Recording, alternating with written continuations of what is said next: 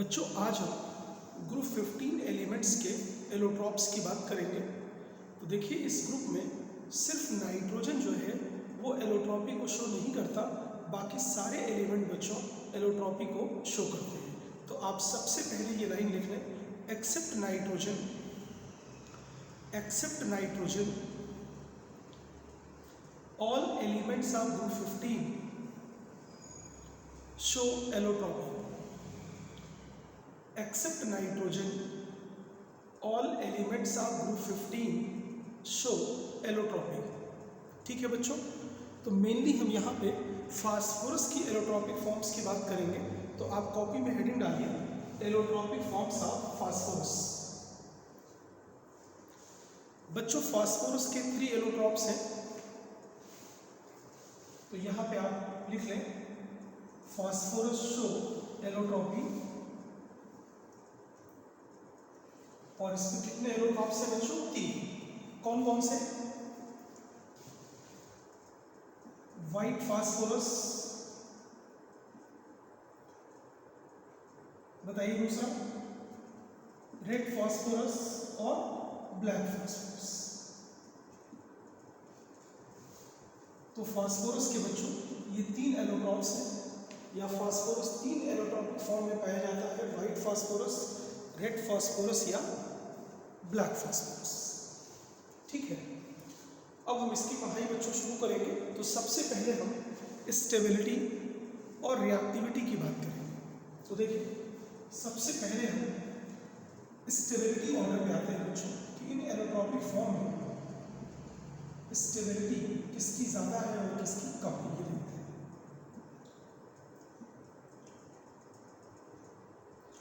देखिए सबसे ज़्यादा जो स्टेबल एलोट्रॉप है बच्चों वो ब्लैक फास्फोरस, यहाँ पे P फॉर फास्फोरस। फिर बच्चों रेड फास्फोरस है और फिर वाइट फास्फोरस है।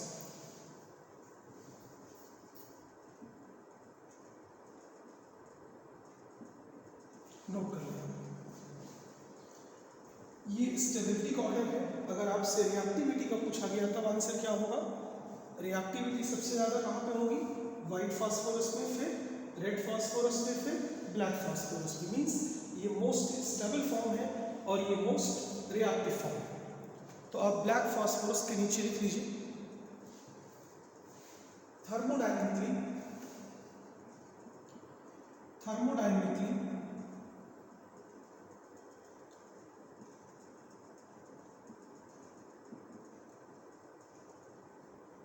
Most stable form. ठीक है बच्चों,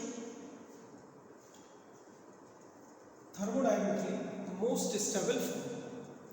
और ऐसे ही बच्चों आप यहाँ पे व्हाइट फास्फोरस के नीचे लिख लीजिए मोस्ट रिएक्टिव फॉर्म।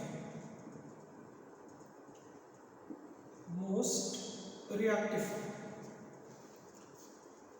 तो most stable form is black phosphorus and most reactive form is white phosphorus.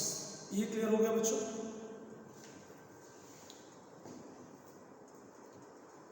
अब हम ब्लैक फास्फोरस को यहाँ से हटा लेते हैं बच्चों, और एग्जाम के लिए रेड फास्फोरस और व्हाइट फास्फोरस को कंपेयर करते हैं और इसमें जो क्वेश्चन हैं उनको देखते हैं।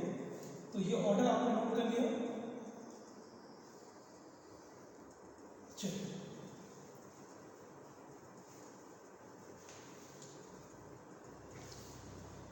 अब हम बच्चों रेड फास्फोरस को व्हाइट फास्फोरस से कंपेयर करेंगे और इसको देखेंगे कि क्या क्या डिफरेंसेस आ रहे हैं। ठीक है, नोट कर लीजिए बच्चों। इसी व्हाइट फास्फोरस को येलो फास्फोरस भी कहते हैं। ठीक, क्योंकि ये येलो कलर का वैक्सी सॉलिड होता है बच्चों, इसलिए इसको येलो फास्फोरस भी बोल सकते हैं। अब देखिए डिफरेंसेस कहाँ पे आ रहे हैं वो देखना है। सबसे पहले हम आते हैं इसके स्ट्रक्चर में बच्चों। तो स्ट्रक्चर के डिफरेंस को देखते हैं पहले।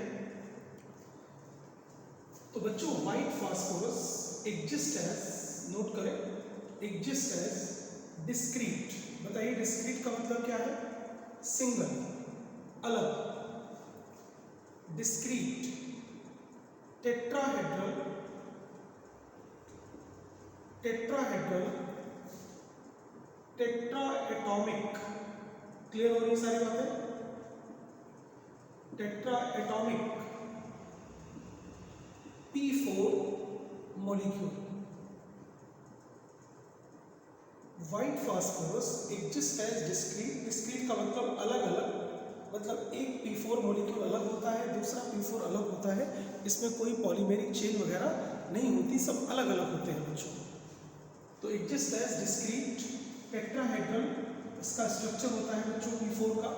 और टेट्राएटॉमिक मीन्स एक फास्फोरस के मॉलिक्यूल में फास्फोरस के 4 एटम्स होते हैं, टेट्राएटॉमिक। क्लियर? मॉलिक्यूल यहाँ पे देखिए, मतलब यहाँ पे P4 की सिंगल यूनिट होती है।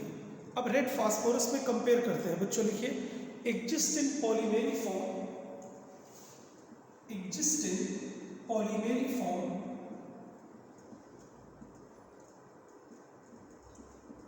exist in polymeric form as P4N। यहाँ पे बच्चों क्या होता है कि P4 जो यूनिट होती है वो दूसरे P4 से फास्फोरस फास्फोरस बॉन्ड से जुड़ते चले जाते हैं और ऐसे जो है वो चेन का फॉर्मेशन हो जाता है, ये चेन में होती है। और यहाँ पे क्या रहता है? डिस्क्रीट P4 मॉलिक्यूल होता है। ठीक है, अब हम इसका स्ट्रक्चर आपको बना के दिखाते हैं। ठीक, फिर इसी स्ट्रक्चर को यहाँ पे आप कॉपी कर दीजिएगा, P4 बनाइएगा, फिर दूसरे P4 से फास्फोरस फास्फोरस लिंकेज के थ्रू उसको जोड़ दीजिएगा।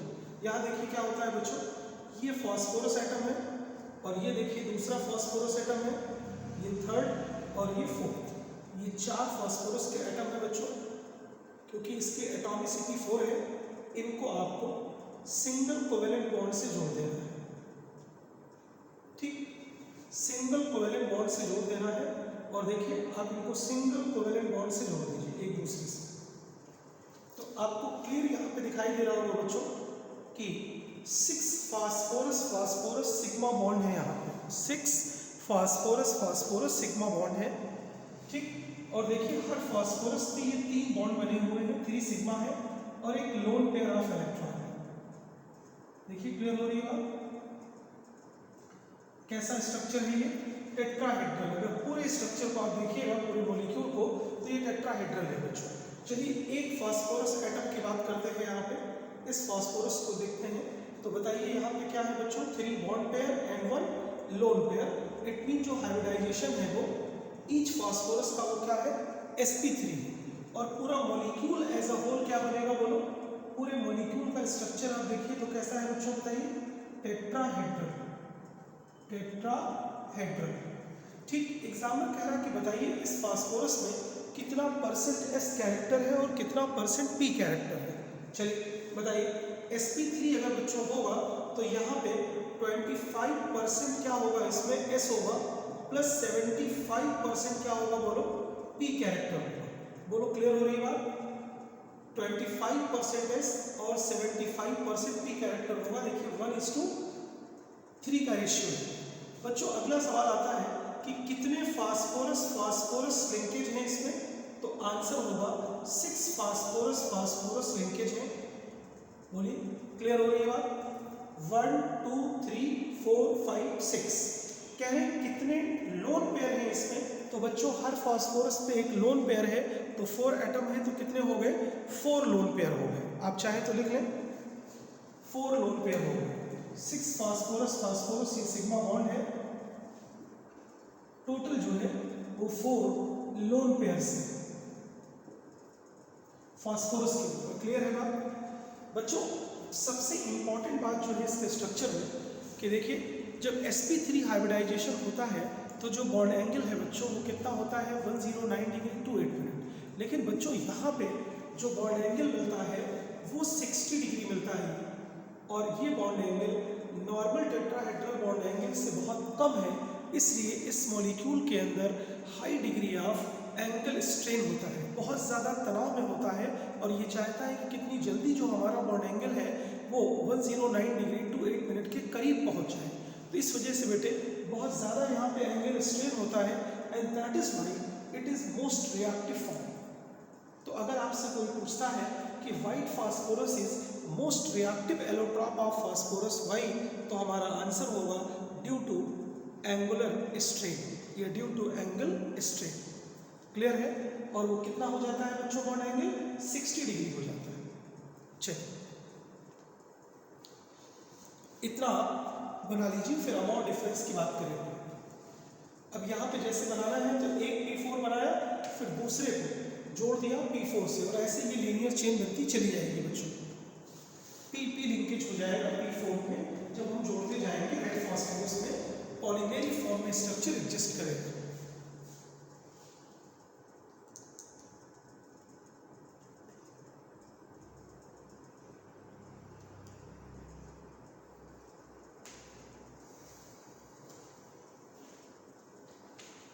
तो बच्चों ये हमने कंपेयर किया है इनके स्ट्रक्चर्स को, ठीक है। अब हम रिएक्टिविटी को कंपेयर करेंगे बच्चों, रिएक्टिविटी को कंपेयर करेंगे।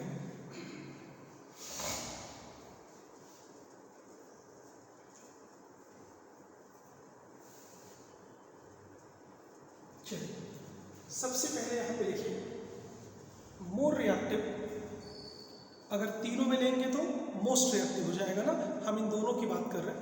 मोर reactive form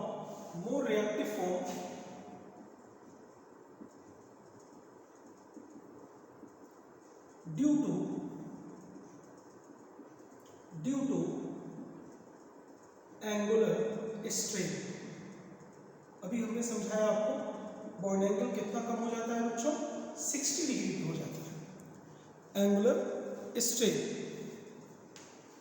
where the bond angle is 60 degree लिख लिया आपने। और इसके कंपैरिजन में ये बच्चों क्या है? लेस रिएक्टिव है, ठीक है। अब इसमें रिएक्टिविटी को कंपेयर करते हैं कुछ रिएक्शंस को लेकर के बच्चों। देखिए अगर हम व्हाइट फास्फोरस को लें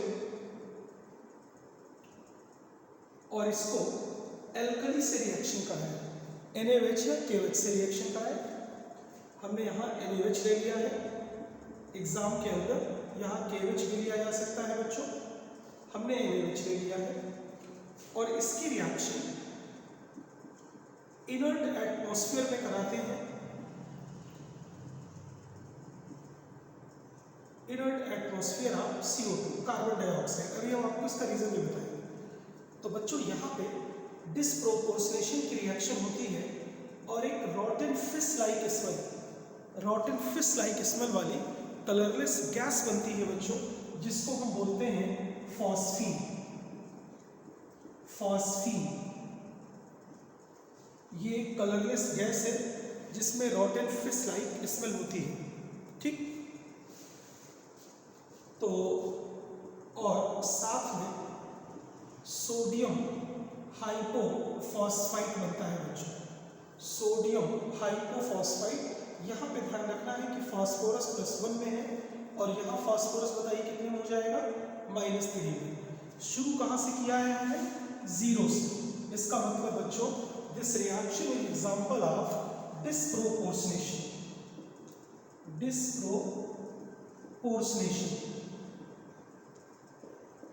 अब देखिए एग्जाम में अगर KOH आ गया तो यहाँ पे आप क्या लिख दीजिएगा? पोटेशियम हाइपोफॉस्फाइड। तो इसका नाम फॉस्फीन है और इसका नाम है बच्चों सोडियम। आपको दिख रहा है ना? Sodium hypophosphide, sodium हाइपोफॉस्फाइड।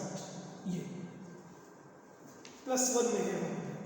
देखिए 2 2 4 और यहाँ पे 3 हो जाएगा, तो 4 में से 3 घटाइएगा तो 1 आएगा। चलिए यहाँ पे देखते हैं बच्चों, जो रेड फास्फोरस होता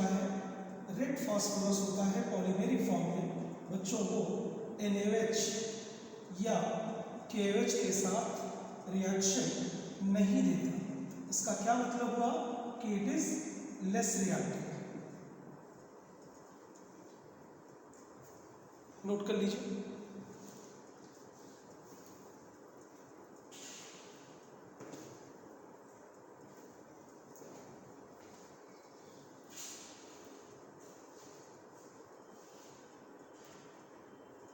सोडियम हाइपोफॉस्फाइट लिखा है लास्ट में बच्चों, दिख रहा है आपको?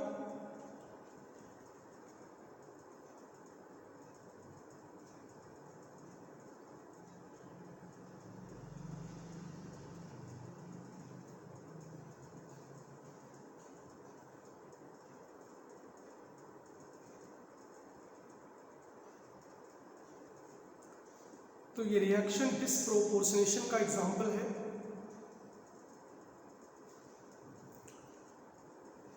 तो बच्चों रिएक्टिविटी को हम लोगों ने बहुत अच्छे से कंपेयर कर लिया।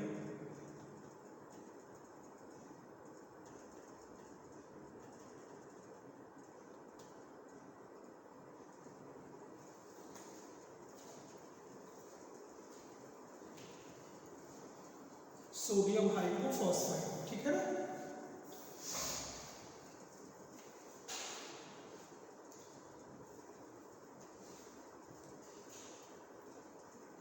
चलिए अभी इस टेबल में बच्चों थोड़ा सा और हमें सीखना है, तो वो भी हम देखते हैं अभी। रेड फास्फोरस और वाइट फास्फोरस में क्या डिफरेंसेस हैं, ठीक है बच्चों? चलिए अगली बात पे हम आते हैं। बच्चों यहाँ पे क्या है, ये रेड फास्फोरस ये नॉन पॉइजनस है, नोट करें आप, नॉन पॉइजनस है। और वाइट फास्फोरस इज पॉइजनस।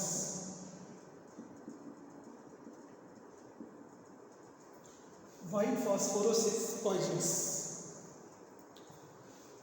ठीक है? और बच्चों इससे जो डिजीज होती है उसको हम लोग बोलते हैं फॉसी जॉ। तो जॉ बोन्स जो है बच्चों उसकी ये डिजीज है फॉसी जॉ, हम लोग इसको बोलते हैं, और ये पॉइजनस है बच्चों, ठीक? दूसरी बात, red phosphorus is insoluble in water,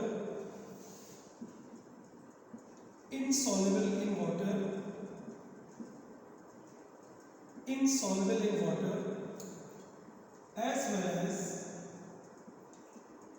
carbon disulfide, but white phosphorus, note करिए white phosphorus के नीचे बच्चों, insoluble in water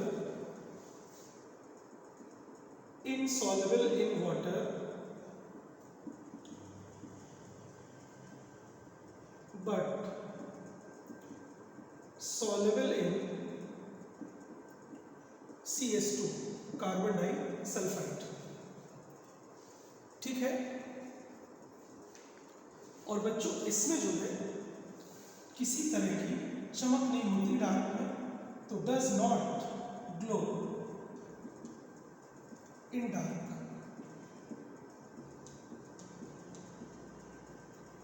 तीसरी इंपॉर्टेंट बात बच्चों, इसके पहले हमने दो डिफरेंसेस और सीखे थे, स्ट्रक्चर और रिएक्टिविटी, और तीन ये चीजें और हैं, और यहाँ पे इसका अपोजिट लिख लीजिए, glow in dark, glow in dark. अभी हम इसको एग्जाम्पल लेके आपको समझाते हैं, इस पे क्वेश्चंस आएंगे बच्चों एग्जाम में। देखिए अब फास्फोरस जब चमकता है बच्चों, तो किसी एलिमेंट से या किसी केमिकल सब्सटेंस से जब कोई ग्लो होती है डार्क के अंदर, ये चमक पैदा होती है, तो उसको बोलते हैं केमिल्यूसेंस, केमिल्यूसेंस।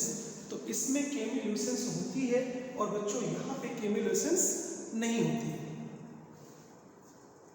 तो ग्लो इन डार्क या केमिल्यूसेंस को ये शो करता है। अभी हम एक एग्जाम्पल लेके आपको बताते हैं, नोट कर लिया आपने इतना? चलिए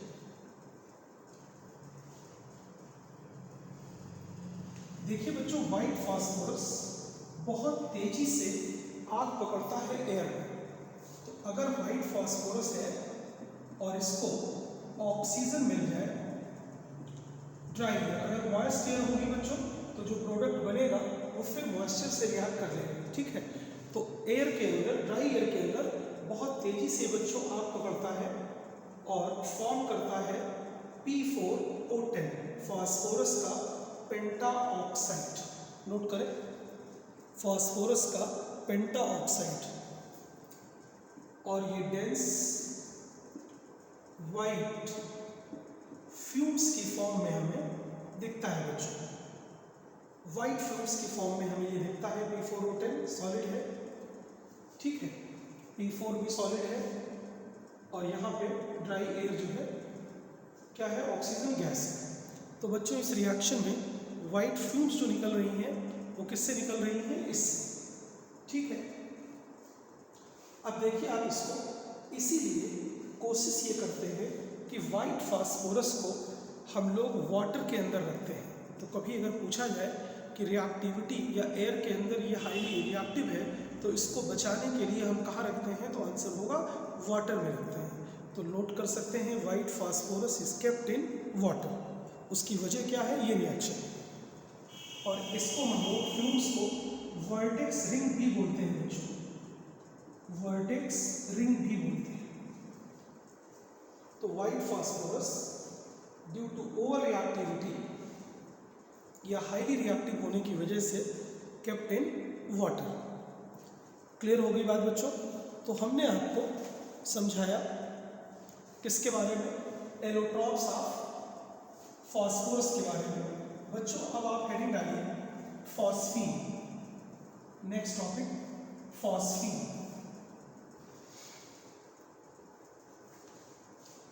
तो हम सीखते हैं फॉस्फीन के बारे में। बच्चों फॉस्फीन क्या है, हाइड्राइड है और फॉर्मूला है PH3। Note phosphine. देखिए फॉस्फीन बनाने का क्या तरीका है बच्चों, अगर हम कोई मेटल का फॉस्फाइड ले लें, जैसे कैल्शियम फॉस्फाइड हमने ले लिया, देखिए Ca3P2। आपको हमने बताया होगा कि अगर किसी नाइट्राइड की हाइड्रोलिसिस हो या वाटर से रिएक्शन करे तो अमोनिया गैस बनती है और मेटल हाइड्रोक्साइड बनता है। जब किसी फॉस्फाइड की वाटर से रिएक्शन होती है तो फॉस्फीन बनती है और मेटल का हाइड्रोक्साइड बनता है।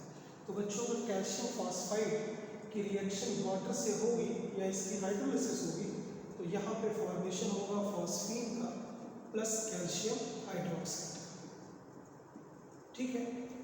दूसरी रिएक्शन अभी हमने आपको सिखाई थी प्रिपरेशन की बच्चों, क्या था वो कि हमने लिया था वाइट फास्फोरस लिया था, उसकी रिएक्शन हमने NaOH से कराई थी और इनर्ट एटमॉस्फेयर में, नहीं तो वाइट फास्फोरस, देखिए इसका रीजन आप समझिए, इनर्ट एटमॉस्फेयर आप CO2 इसलिए ले रहे हैं क्योंकि अगर यहाँ ऑक्सीजन होगी तो P4 उसके साथ रिएक्शन करके क्या बना देगा, वर्टेक्स रिंग बना देगा बच्चों, P4O10। तो इनर्ट एटमॉस्फेयर आप CO2 में रिएक्शन कराएंगे तो डिस्प्रोपोर्शनेशन होगा, फॉस्फीन और सोडियम हाइपोफॉस्फाइड बनेगा। अभी थोड़ी देर पहले हमने आपको बच्चों बताया था, ठीक है। तो कैल्शियम फॉस्फाइड की हाइड्रोलिसिस से बन गया वाटर से रिएक्शन करा के, या P4 को हमने एल्कली से रिएक्शन करा दिया तो भी फॉर्म हो गई बच्चों क्या, फॉस्फीन। फॉस्फीन के नीचे आप लिखें पहली इंपॉर्टेंट बात, फॉस्फीन जो है पहली इंपॉर्टेंट बात लिखें, कलरलेस गैस। इसकी ज़रूरत है बच्चों की क्वेश्चन सॉल्व करने में। Colourless gas with रॉटन fish like smell. Colourless gas with रॉटन fish like smell या रॉटन फिश स्मेल। नोट कर लिया आपने? चलिए दूसरी बात बच्चों, colourless gas with रॉटन fish like smell. Second point, in pure form it is non inflammable. ये अज्वलनशील है बच्चों, आग नहीं पकड़ता। In pure form it is non inflammable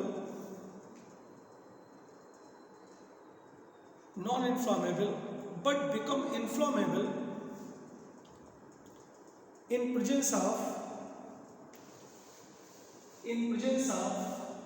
P2H4 or P4 vapors।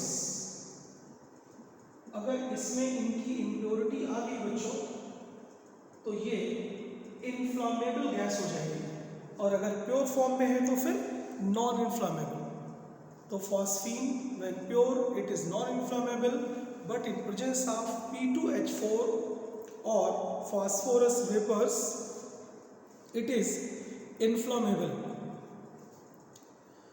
ठीक, अब बच्चों अगर ये इम्प्योर फॉर्म में है और इन्फ्लामेबल है तो इसको प्योर फॉर्म में कन्वर्ट कैसे करेंगे, इस पे क्वेश्चन आया था बच्चों एग्जाम के अंदर, इसको हम देखते हैं। चलिए ये दोनों पॉइंट आपने नोट कर लिया।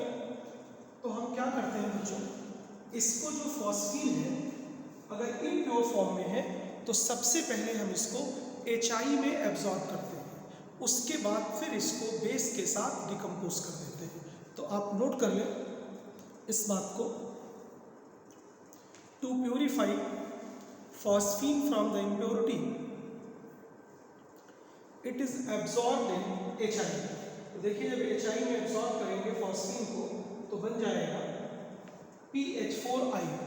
It is absorbed in HI to form phosphonium iodide. तो पहले HI के अंदर इसको हम एब्जॉर्ब कर लेंगे, फास्फोनियम आयोडाइड बनेगा, और फिर इसको हम बेस के साथ रिएक्शन कराएंगे। इट मे बी NaOH और इट मे बी KOH, आप दोनों में से कोई एक ले सकते हैं। तो बच्चों यहाँ पे फिर फॉस्फीन जो बनेगी वो प्योर फॉर्म में होगी, तो आप नोट कर लें प्योर फॉस्फीन बन जाएगी। अब आपने सपोज करिए यहाँ पे सोडियम लिया है तो NaI बन जाएगा, पोटेशियम लिया है तो Ki बन जाएगा, और प्लस यहाँ से बच्चों वाटर बन जाएगा।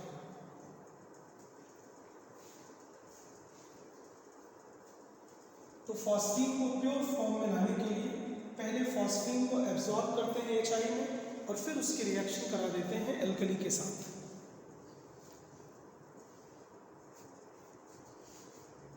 ठीक है बच्चों,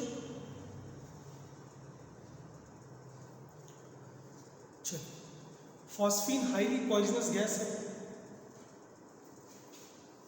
हाईली पॉइजनस गैस है बच्चों।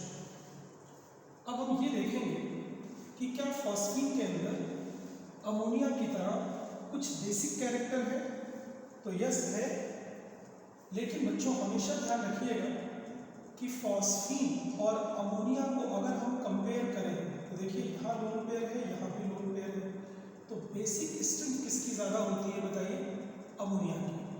फॉस्फीन जो है लेस बेसिक है अमोनिया से, क्योंकि फास्फोरस जो एटम है उसकी साइज नाइट्रोजन के कंपेरेटिवली बड़ी है, लोन पेयर की अवेलेबिलिटी कम होगी बच्चों। तो बेसिक स्ट्रेंथ पूछी गई, ये भी एग्जाम में नीट के एग्जाम में ये क्वेश्चन आया था। तो बताइए पूछा गया था इनकरेक्ट स्टेटमेंट कौन सा है, तो वहाँ पे लिखा था phosphine is more basic then ammonia, that is incorrect statement. Ammonia is more basic phosphine, ये सही बात है बच्चों। क्लियर, नोट कर लीजिए। ठीक,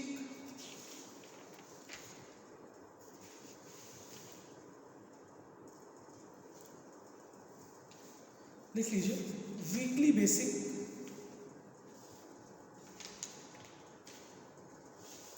वीकली बेसिक, और कैसे ये कंफर्म होगा कि ये बेसिक कंपाउंड है। वीकली बेसिक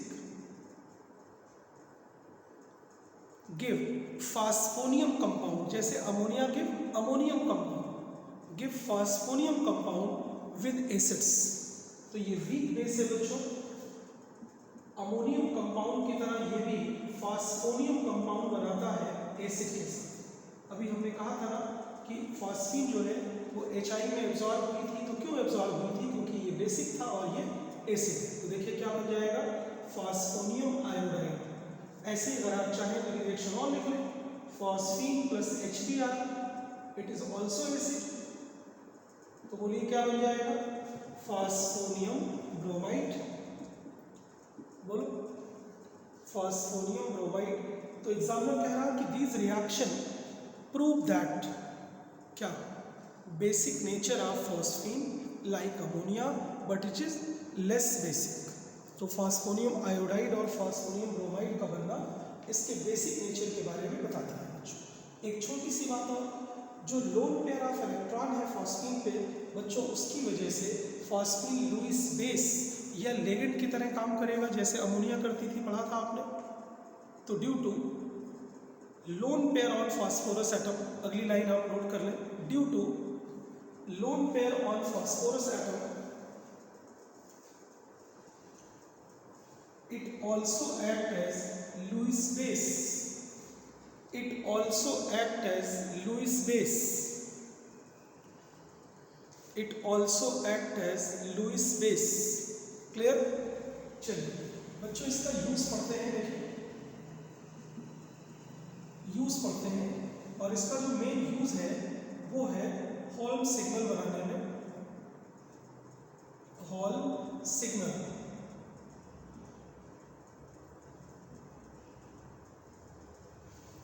होम सिग्नल क्या है बच्चों, या होम सिग्नल क्या है, आप जैसे भी बुलाना चाहे, होम सिग्नल कहिए या होम सिग्नल कहिए, जैसे भी कहिए। क्या है ये, आप देखिए होता ये है कि एक आयरन के कंटेनर में बच्चों 2 पार्ट करके, उसके अंदर एक पार्ट में कैल्शियम फॉस्फाइड और दूसरे पार्ट में एसिटाइलिन भरते हैं। ये मिक्सचर होता है, सॉरी कैल्शियम कार्बाइड, ठीक है। अभी बनेगा, मैंने लिखा था अभी बनेगा वो। चलिए एक आयरन का हमने कंटेनर लिया, उसमें 2 पार्ट किए, और उसमें एक तरफ हमने क्या भरा, कैल्शियम कार्बाइड, और एक तरफ हमने क्या भरा, कैल्शियम फॉस्फाइड। ये मिक्सचर हो गया, अलग अलग है, सेपरेट। और बच्चों उसको हमने, जैसे समुद्र में कोई जहाज है, उसको किनारा नहीं पता है कि कहाँ पे आना है, उसको किनारा कहाँ है, उसको सिर्फ पानी दिख रहा है। तो जहाँ पे किनारे उसको सिग्नल देना होता है कि इधर आना है बच्चों, तो उसको उसी तरफ पानी के अंदर फेंक देते हैं। इसको पानी के अंदर फेंका। अब जब यहाँ पे पोर्स होते हैं, ठीक, इन पोर्स से जब पानी इसके अंदर आता है बच्चों, वाटर इसके अंदर आता है, तो ये जब रिएक्शन करता है तो एक गैस बनती है बच्चों, क्या नाम उसका, फॉस्फीन। और इसके अंदर जब पानी जाता है बच्चों, तो वहाँ पे जो गैस बनती है वो है एसिटाइलिन। ठीक, ये हाईली इन्फ्लामेबल गैसेस हैं बच्चों, हाईली इन्फ्लामेबल गैसेस हैं। तो जो इनसे बनने से धुआं निकलता है, उस धुएं से वो जान जाते हैं कि इस तरफ जो है वो किनारा है, और जहाज को उस डायरेक्शन में ले जाना शुरू कर देते हैं। तो ये भटके हुए जहाज को किनारे की तरफ लाने में बच्चों हेल्प करता है, या हम कह रहे हैं ये सिग्नल देता है। ठीक, बिकॉज ये कम्बस्टिबल गैस है बच्चों, जैसे ही ये वाटर के साथ ये बनेंगे, और ये हाईली इन्फ्लामेबल है बच्चों, तो जब ये जलेगी फॉस्फीन, तो जो धुआं निकलेगा बच्चों, धुआं निकलेगा, उस धुएं से पता चलता है कि इस तरफ किनारा है। तो मेरे ख्याल समझ गए होंगे। और नीचे आप एक बात और लिख लें, it is also used in smoke screens. It is also used in, phosphine is also used in, एक तो ये हो गया, दूसरा लिख लें, phosphine is also used in home screen.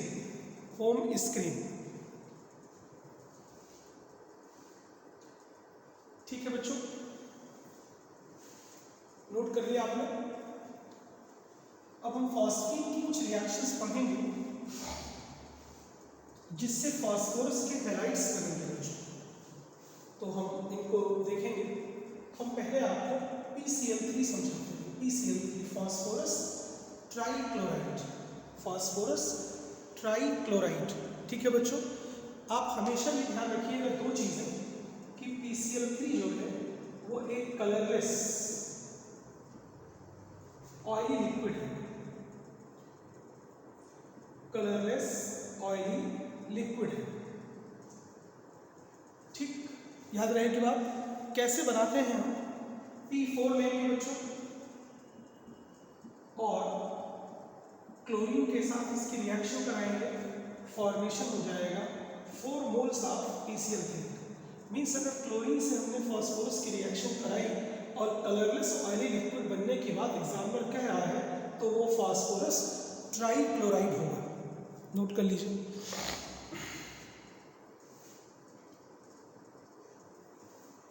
ठीक है बच्चों, अब ये जो फास्फोरस ट्राइक्लोराइड है, ये बहुत इजीली हाइड्रोलाइज हो जाता है बच्चों मॉइस्चर की वजह से। Easily hydrolyse in presence of moisture. तो PCl3 की अगर हम वाटर से रिएक्शन कराएं या मॉइस्चर के अंदर इसको डालें, तो बहुत आसानी से ये हाइड्रोलाइज हो जाता है। ये रिएक्शन हमने पहले आपको पढ़ाया था। यहाँ पे क्या बनेगा बोलो, H3PO3 फॉस्फोरिक एसिड है और साथ में बच्चों HCl बनेगा। तो क्या ये दोनों चीज़ें क्लियर हो रही हैं कि एक कंपाउंड को फास्फोरस को क्लोरीन से रिएक्शन कराया तो कलरलेस ऑयली लिक्विड बना, उसकी हाइड्रोलिसिस की रिएक्शन क्या होगी या क्या प्रोडक्ट बनेगा।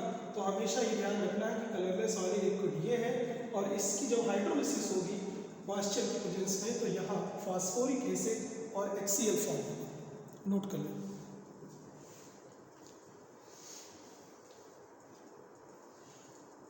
लिख लिया बच्चों आपने? चलिए इसको बैलेंस करना चाहें तो यहाँ 3 कर दीजिएगा, यहाँ भी 3 कर दीजिएगा, बैलेंस हो जाएगा।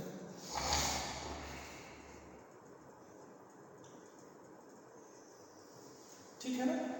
अब देखिए एग्जामिनर इसी में देखिए एक क्वेश्चन ये होता है। दूसरा सवाल ये है कि जब फास्फोरस ट्राइक्लोराइड हाइड्रोलाइज होता है तो वाइट फ्लूइड्स जो निकलती हैं वो किसकी वजह से होती हैं? तो बच्चों ये HCl जो है इसी की वजह से हमें वाइट फ्लूइड्स दिखती हैं। तो ये देखिए सेकंड क्वेश्चन हो गया। जो वाइट फ्लूइड्स दिखती हैं वो किसकी वजह से दिखती हैं? HCl की वजह से दिखती है। क्लियर हो गया? चलिए इसका स्ट्रक्चर थोड़ा सा देख लेते हैं बच्चों। PCl3 का स्ट्रक्चर देख लेते हैं, बताइए कैसा होगा। इसके ऊपर एक लोन पेयर ऑफ इलेक्ट्रॉन है, बोलिए लोन पेयर ऑफ इलेक्ट्रॉन है और 3 बॉन्ड पेयर है। ठीक है 3 बॉन्ड पेयर है। तो बच्चों इसका हाइब्रिडाइजेशन होगा sp3 और शेप क्या होगा बोलो, pyramid, due to presence of lone pair of electron. तो आप नोट कर लें इसका स्ट्रक्चर होगा पिरामिडल, फास्फोरस का हाइब्रिडाइजेशन होगा बच्चों sp3। क्लियर? अब इसी को कंपेयर करना है बच्चों को जो ज़्यादा इंपॉर्टेंट है, नेक्स्ट हेडिंग पे आइए, और वो है बच्चों PCl5। तो देखिए PCl3 क्या है? कलरलेस ऑयली लिक्विड है। और PCl5 क्या है बच्चों? वो नोट करना है और कैसे ये बनेगा वो देखना है आपको। तो हेडिंग डालिए PCl5 फास्फोरस पेंटाक्लोराइड और इस पे लिखिए important. Important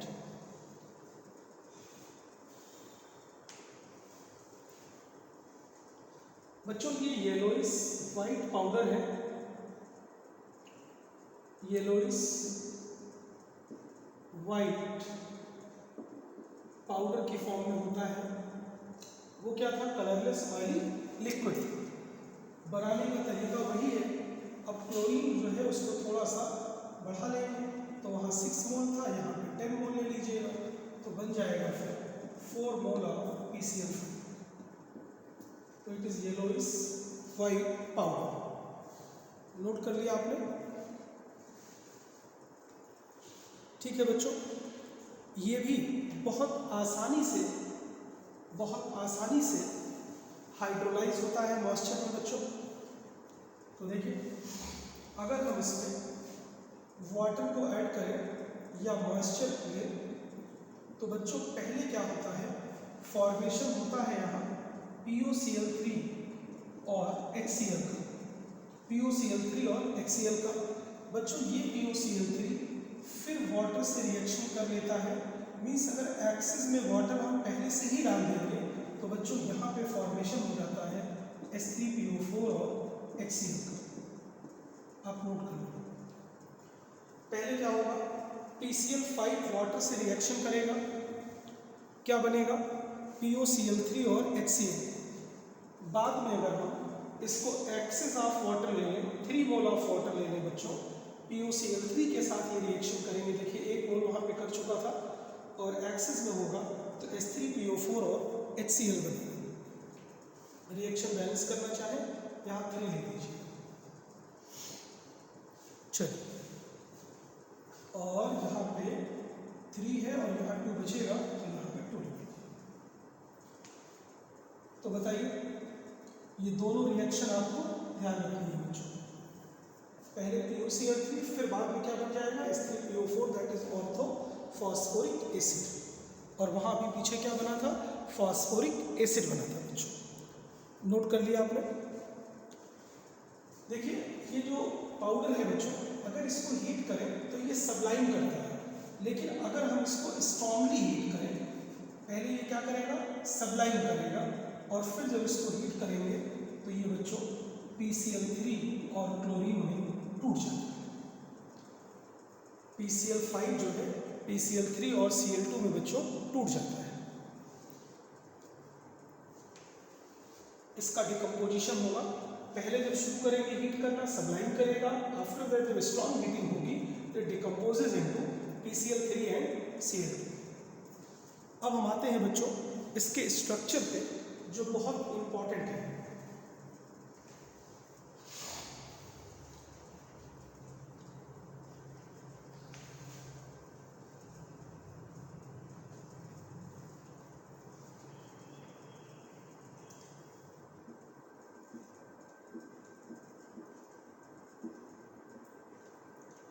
structure PCl5,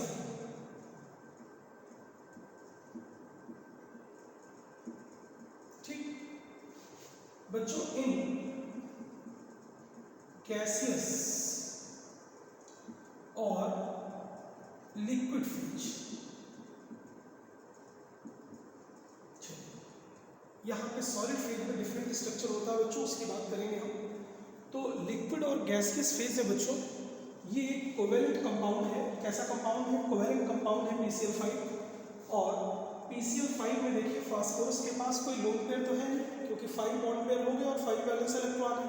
it means जो है इसका हाइब्रिडाइजेशन sp3d होगा, और जो इसकी ज्योमेट्री होगी वो रेगुलर ज्योमेट्री होगी, दैट इज ट्राइगोनल बाइपिरामिडल। तो बच्चों ट्राइगोनल बाइपिरामिडल में हम लोगों ने देखा है कि 2 तरह की बॉन्ड लेंथ होती है, अगर आपको याद हो 2 तरह की बॉन्ड लेंथ होती है, बताइए। ये हो गया ट्राइगोनल ना, और ये क्या है बताओ, बाइपिरामिडल। देखो एक क्लोरीन यहाँ लगाओ, एक क्लोरीन यहाँ लगा दो, ठीक। तो ये बन गया ट्राइगोनल बाइपिरामिडल स्ट्रक्चर। देखो ट्राइगोनल यहाँ से हो गया और बाइपिरामिडल ऊपर और नीचे हो गया।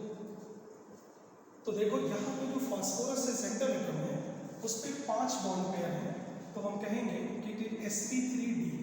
और बच्चों sp3d में जब कोई लोन पेयर ना हो तो बताओ उसका जो शेप है या ज्योमेट्री है वो क्या होती है, ट्राइगोनल बाइपिरामिडल।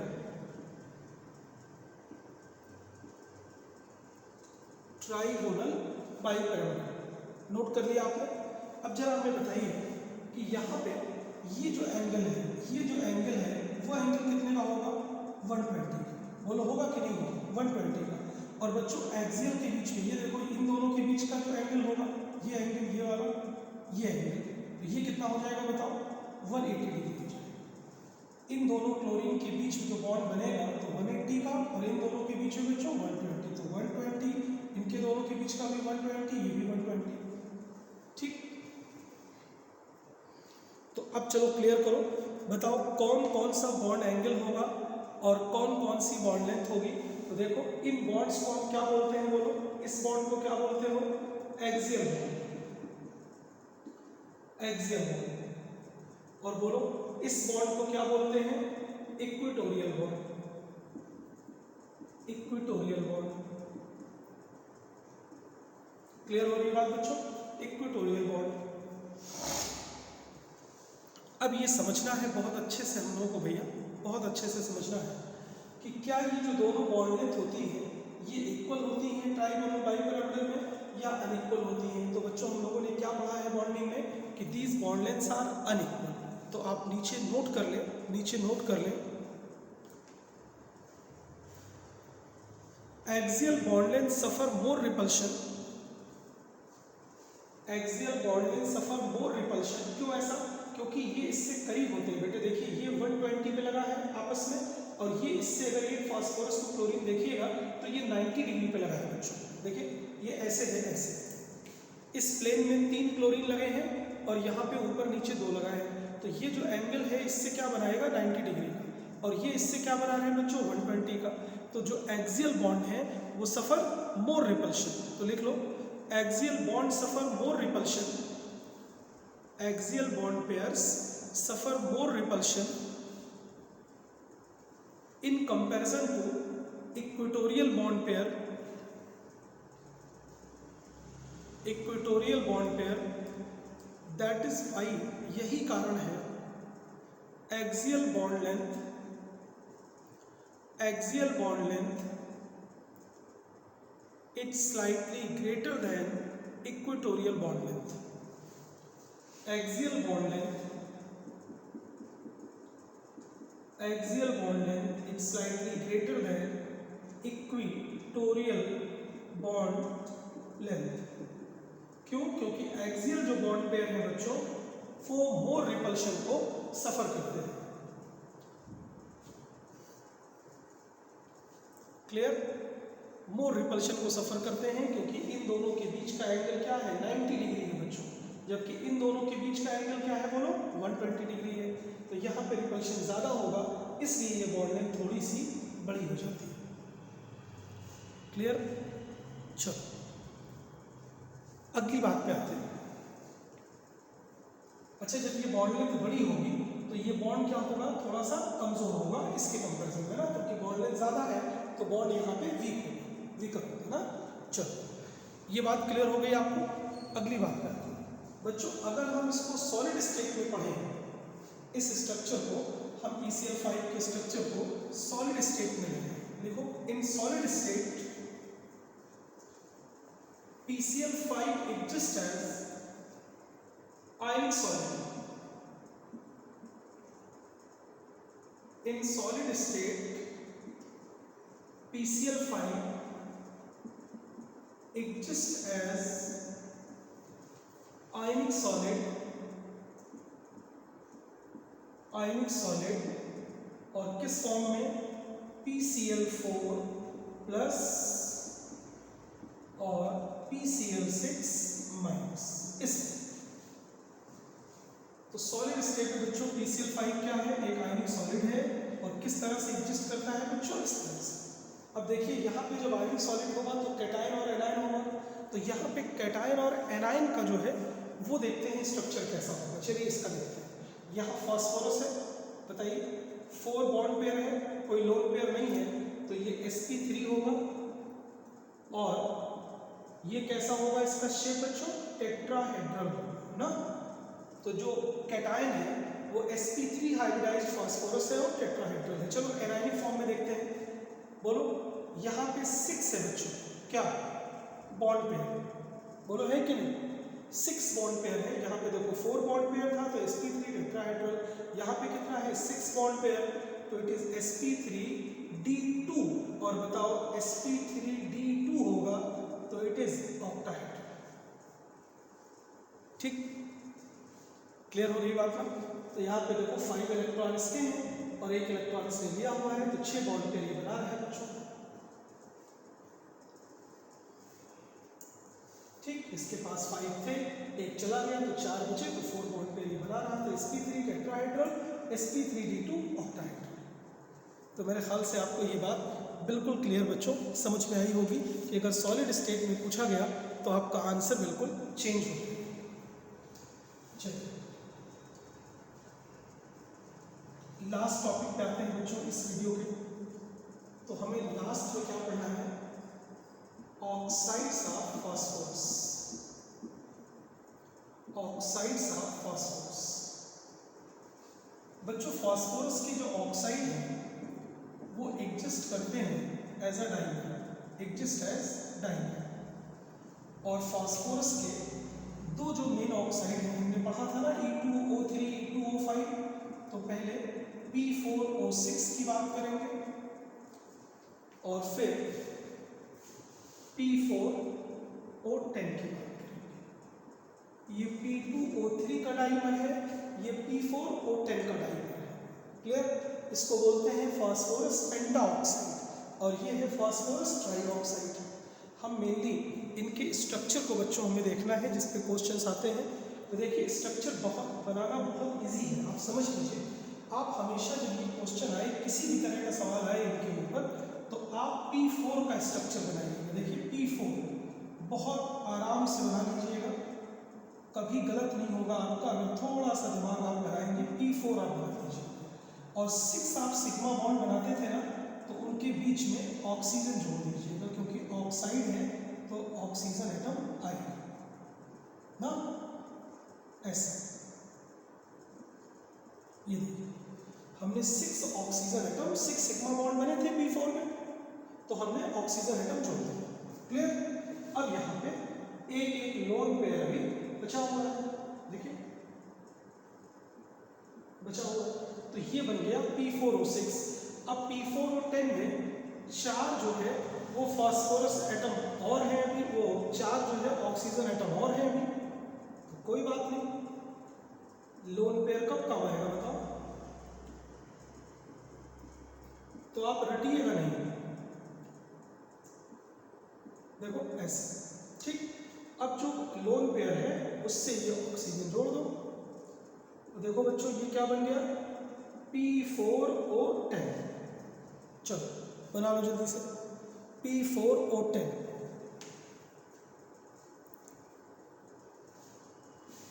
अब बताओ दोनों में कॉमन क्या है? देखो दोनों में कॉमन ये है कि जो फास्फोरस एटम है, 3 बॉन्ड पेयर, एक लोन पेयर, वहां पे 4 बॉन्ड पेयर, तो दोनों में हाइब्रिडाइजेशन क्या है इसका? sp3। ये एक बात कॉमन है। दूसरी बात कॉमन बताओ, देखो दूसरी बात कॉमन है 6POP लिंकेज। चेक कर लो, दोनों की बात हो रही है बच्चों, कॉमन बात 6POP लिंकेज है। चेक करो 6pp बॉन्ड थे तो ऑक्सीजन जोड़ा, तो दोनों में हाइब्रिडाइजेशन फास्फोरस का sp3 है, दोनों में 6POP लिंकेज है। और बताओ 6 ब्रिज ऑक्सीजन एटम है। देखो ये ऑक्सीजन ब्रिज है, दो फास्फोरस को जोड़ रही है। तो पूछा गया था एग्जाम में कि कितने ब्रिज ऑक्सीजन है, तो बोलो आंसर क्या होगा? 6 ब्रिज ऑक्सीजन एटम। बताओ किसकी बात कर रहे हैं? दोनों। तो देखो ये 3 पॉइंट दोनों में कॉमन है, फास्फोरस sp3 है, POP लिंकेज 6 है और 6 ब्रिज ऑक्सीजन एटम है। अब बताओ डिफरेंस क्या है? डिफरेंस क्या है बताओ? डिफरेंस बच्चों लोन पेयर में है। तो ये देखो डिफरेंस का पॉइंट अब सीखते हैं। लोन पेयर में बोलो, पहले इसमें लोन पेयर गिनो, तो 4 फास्फोरस पे 4 लोन पेयर और 6 ऑक्सीजन पे 12, क्योंकि एक पे 2 होगा, तो 12 और 4 16 लोन पेयर है। यहाँ पे देखो ये फास्फोरस का लोन पेयर खत्म हो गया, तो ऑक्सीजन वाले ये 12 बचे, 4 ऑक्सीजन और आ गया, तो 4 2 जा 8, 12 और 8 मिल करके हो जाएगा 20। देखो ये डिफरेंस आ गया। वहाँ लोन पेयर कितना होगा? 16, यहाँ लोन पेयर क्या होगा? 20। डिफरेंस आ गया। दूसरा डिफरेंस क्या होगा? यहाँ जितने भी बॉन्ड होंगे वो फास्फोरस ऑक्सीजन बॉन्ड है और सबकी बॉन्ड लेंथ सेम होगी। कितने होंगे?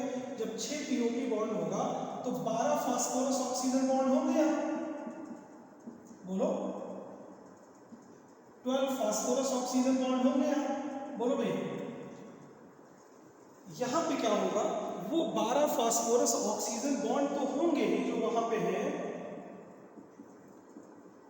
आप इसको नीचे लिखिएगा, यहाँ पे दिखेगा नहीं इसलिए ऊपर लिख रहे हैं, प्लस 4 यहाँ पे फास्फोरस ऑक्सीजन डबल बॉन्ड भी होंगे बच्चों। और ये हमेशा ध्यान रखिएगा इनकी और इनकी बॉन्ड लेंथ क्या होगी? डिफर होगी। तो शॉर्ट बॉन्ड लेंथ वाले कितने होंगे? 4 डबल बॉन्ड वाले, और थोड़े बड़े बॉन्ड लेंथ वाले कितने होंगे? 12। तो 2 पॉइंट ये डिफरेंस के याद रखना है आपको, लोन पेयर और number of phosphorus oxygen bond, और 3 ये पॉइंट आपको ध्यान रखना है बच्चों, कॉमन पॉइंट। तो इस तरह से हमने आपको सिखा दिया structure of oxide of phosphorus. Clear है? Thank you.